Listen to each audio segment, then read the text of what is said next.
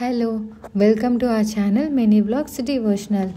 ఇప్పుడు వరకైతే మనము శ్రీ మహావిష్ణువు యొక్క 13 అవతారాలు అయితే కవర్ చేశాము.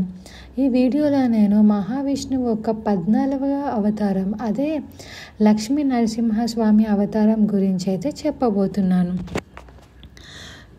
హిరణ్యకశిపు అనే రాక్షసుడు చాలా శక్తివంతుడు. ఆయన బ్రహ్మదేవుని కఠిన తపస్సు చేసి వరం పొందాడు. నన్ను మనిషి చంపకూడదు, జంతువు చంపకూడదు, పగలు కాదు, రాత్రి కాదు, లోపల కాదు, బయట కాదు, ఆయుధం కాదు అని కోరుకున్నాడు. ఈ వరం వల్ల అతడు ఎవరు తనను జయించలేరని అహంకారంతో పెరిగిపోయాడు.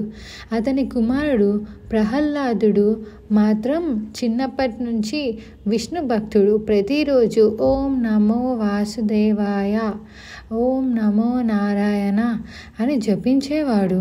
హిరణ్యకశిపుడు ఎంత ప్రయత్నించినా అతనిని విష్ణు భక్తి నుంచి తిప్పలేకపోయాడు. హిరణ్యకశిపుడు కోపంతో ప్రహ్లాదుని ఎన్నోసార్లు చంపాలని ప్రయత్నించాడు. అగ్నిలో వేశాడు, పర్వతం మీద నుంచి తోశాడు, పాముల గృహలో పెట్టాడు. కానీ ప్రతిసారి విష్ణువు అతన్ని రక్షించారు. ఒకరోజు హిరణ్యకశిపుడు అడిగాడు, నీ విష్ణువు ఎక్కడున్నాడు అని. ప్రహ్లాదుడు ఎక్కడ చూసినా ఉన్నాడు అని చెప్పాడు. అతడు స్తంభాన్ని చూయించి ఇక్కడున్నాడా అని అన్న వెంటనే స్తంభం చీలిపోయింది. అందులో నుంచి నరసింహుడు బయటకు వచ్చాడు.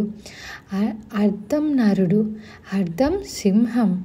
మనిషి కాదు, జంతువు కాదు, వరానికి విరుద్ధం కాదు, సాయంత్రం సమయం, పగలు కాదు, రాత్రి కాదు, గృహద్వారం వద్ద, లోపల కాదు, బయట కాదు, శాస్త్రాలతో ఆయుధం కాదు.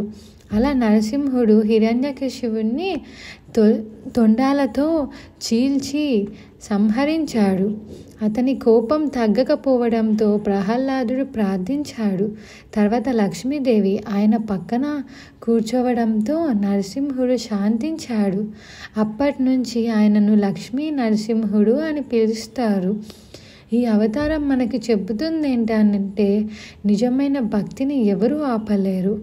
దేవుడు తన భక్తుణ్ణి ఎక్కడ ఉన్నా రక్షిస్తారు. అహంకారం ఎప్పటికీ నిలబడదు. మీరు ఇప్పటి వరకు ఈ కథను వింటుంటే, అలానే మీకు నచ్చుంటే ఒక లైక్ చేయండి. మీ ఫ్రెండ్స్ అండ్ ఫ్యామిలీకి ఎవరికైనా తెలియకపోతే సబ్స్క్రైబ్ చేసి అందరికీ తెలియజేయండి. అలానే మీకు మన ఛానల్ నచ్చుంటే సబ్స్క్రైబ్ చేయండి.